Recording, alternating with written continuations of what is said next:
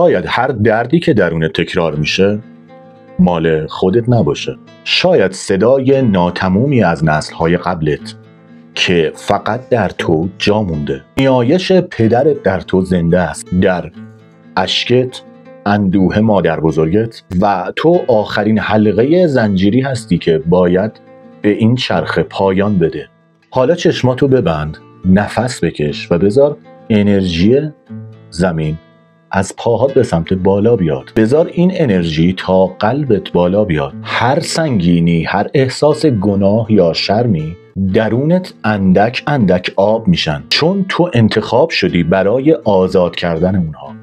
در واقع آنچه از تو عبور میکنه دیگه از نسل‌های بعدی عبور نخواهد کرد، به شرط اینکه تو این چرخه رو قطع کنی.